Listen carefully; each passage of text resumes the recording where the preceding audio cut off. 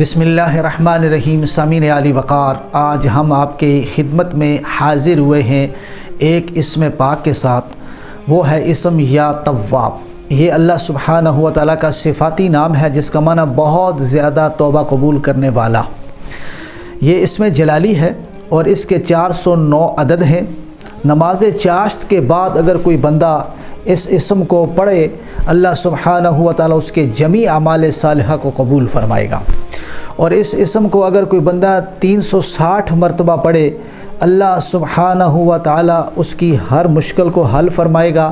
اگر اس نیت سے پڑھے 360 مرتبہ کہ میری توبہ قبول ہو جائے، میرے چھوٹے بڑے گناہ معاف ہو جائیں اور میری توبہ اور میرا استغفار قبول ہو جائے، تو 360 مرتبہ نیت توبہ قبول کرانے کی نیت سے پڑھے گا، اللہ سبحانہ و تعالیٰ اس کی توبہ قبول کر لے گا اور اس کو معاف فرما دے گا اور اسے اپنے مقبول اور منظور بندوں میں شامل فرما لے گا۔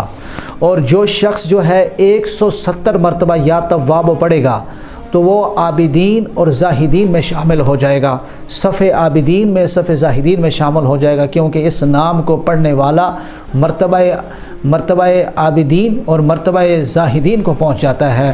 اللہ سبحانہ و تعالیٰ کے نام کی اتنی برکتیں ہیں کہ نہ تو فرشتے ان کو گن سکتے ہیں، نہ جنات گن سکتے ہیں، نہ انسان گن سکتے ہیں۔ اللہ سبحانہ و تعالیٰ کا ایک نام جو ہے برکتوں کا سمندر ہے۔ جو بندہ اس کو جس اچھی نیت سے پڑھے گا، اللہ سبحانہ و تعالیٰ کے نام کی برکتیں اس پر ظاہر ہونا شروع ہو جائیں گی۔